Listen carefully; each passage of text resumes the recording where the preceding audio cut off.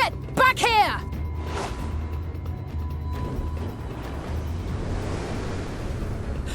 Is that... It can't be.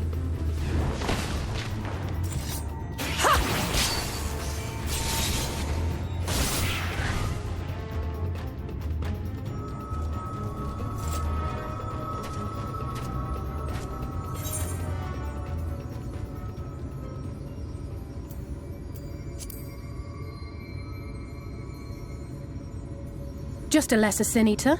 Nothing to write home about. I knew you'd turn up sooner or later, but I had been hoping for sooner.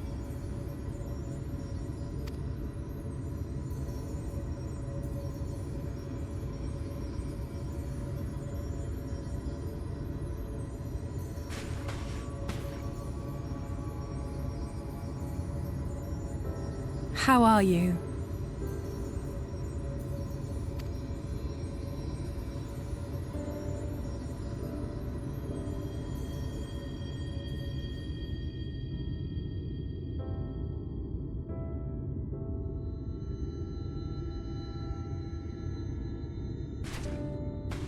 We've fought them to a standstill, then.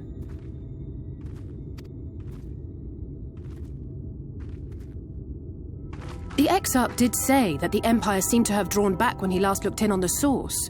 But without knowing for sure how fast time was passing there, I couldn't help worrying that a lot might have happened since then.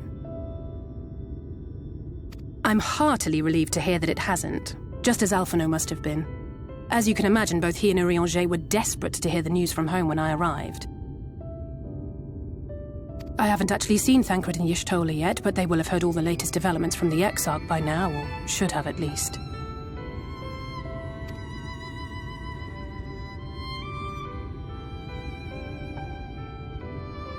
When I think of how frantic Tataru and the others must be, I want nothing more than to rush back and reassure them. But we still haven't found a way to reverse the summoning, and even if we had, we couldn't just ignore Urianger's vision.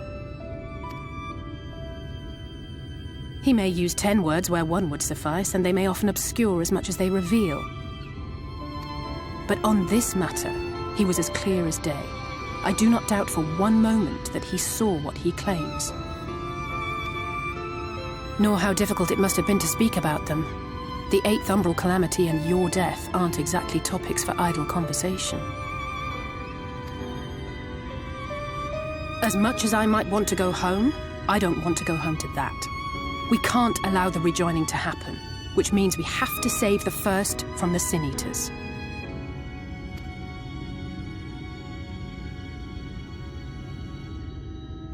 That great wall of white is a remnant of the Flood. 100 years ago, the balance in the First tipped decisively in favor of light. From that moment, it rose and swelled with each passing day, and then, without warning, it burst forth like water from a broken dam.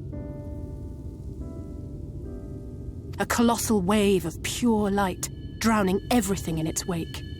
Only Norvrant was spared.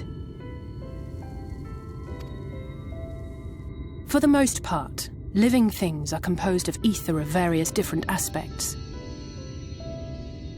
But when exposed to such a flood, their etheric harmony is shattered, and their natural form breaks down.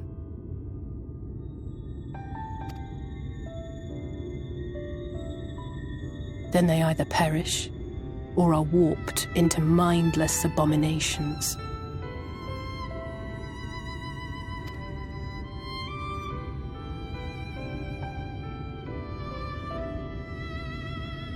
Yes, that's how the Sin Eaters came to be. They were once living creatures, or people, that were caught in the path of the Flood. Once the change is wrought, there is no going back. In that instant, they are gripped by an insatiable appetite for ether, and will happily gorge themselves on any living thing within reach. But even that is not the worst of it. The stronger Sin Eaters can plant light in us, like seeds in soil, corrupting our ether and triggering the birth of new monstrosities.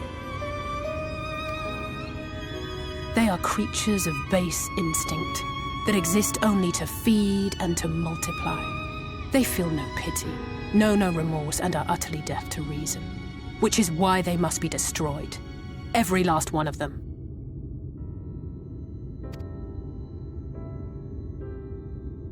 The infirmary is full of the Sin Eater's victims, left here to spend their final hours waiting for the change to overtake them.